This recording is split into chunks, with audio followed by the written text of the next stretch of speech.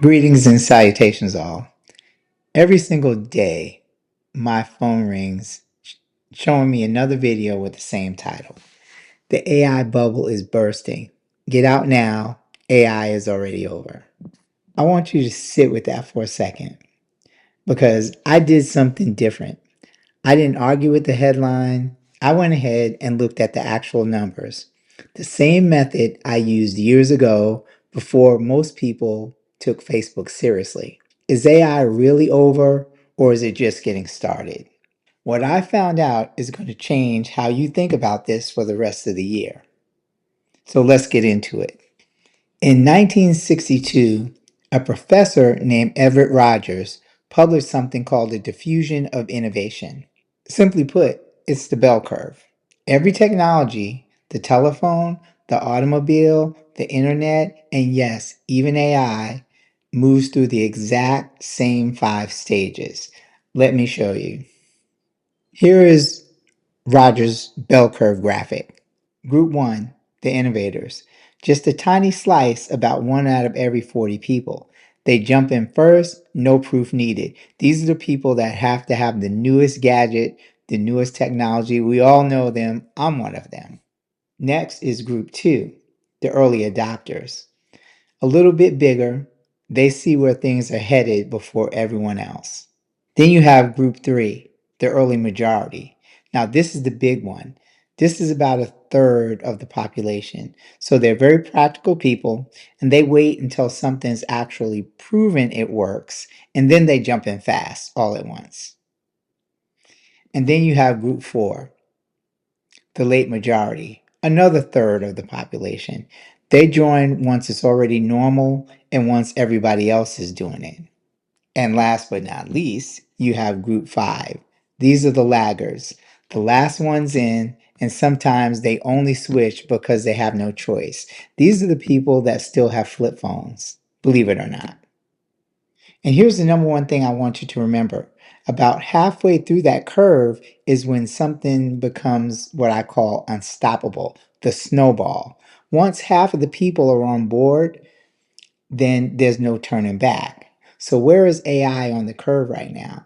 To answer that fairly, I looked at the last technology this big, the internet, and compared it to AI side by side. Now, when you're looking at this chart, everybody remembers the internet like it exploded overnight. It did not even close. The internet came out in 1995, and only 1 out of every 100 people on Earth had internet access in 1995. By 2000, 5 years later, it was still only about 7 out of 10 people on Earth had internet access. Fast forward to 2005, 10 years in, it finally hit that halfway tipping point that I mentioned. Now, wait, let me say that better. By 2005, it crossed the point where it became unstoppable. It became a snowball, but it still wasn't at the halfway mark yet. It didn't hit the true halfway mark, half of all people on Earth using the internet, until 2017. That's 22 years after 1995. Let's think about that for a second. 22 years, family. And even today, in 2026, about 3 out of every 4 people worldwide use the internet. It still hasn't reached everybody. So I want you to hold on to that timeline because it's about to matter a lot. Now, let's look at AI the same way. So ChatGPT launched in November of 2022. Fast forward to today, and here's the honest number. 18 out of every working age adults worldwide are using AI tools on the regular. Now compare that to the internet. Remember, it took the internet about 10 years to reach that same 18 out of 100 level, but AI got there in 3 years. So it has sped up the process and the adoption is going faster.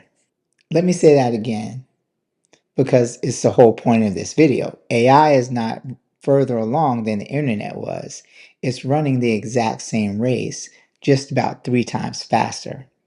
And here's some proof of just how fast. ChatGPT hit its first 100 million users in 60 days. TikTok took 9 months. Instagram took 2 years. And by the middle of 2026, ChatGPT now has 1 billion people using it every month. So the fastest app in history. The next time anybody tells you the AI boom is already over, ask them one simple question: compared to what? Because by the numbers, we're still in that big practical wait and see group I told you about earlier, the early majority. We have not hit the halfway unstoppable mark yet, not even close. So here's what 2 decades of doing this has taught me. The big life changing money has never been made by buying in at the very first innovator stage, unless you really, really know what's going on. Now, because most people can't handle that kind of risk, and really they don't want to wait. Like Warren Buffett said, nobody wants to get rich slow. They want to get rich fast. And honestly, most bets made this early may not work out, but the AI is going nowhere. So the real money gets made in that big middle group I told you about, the practical wait and see. And that's when the winners start separating from the pack, and companies with the real revenue and real staying power become obvious to anyone willing to look at the numbers instead of the headlines. If the numbers are right, and I believe they are, where we sit today, this is not the end of the AI story. However, what you really need to know is this is the early game. And this is where, if you're super early, you make life changing money.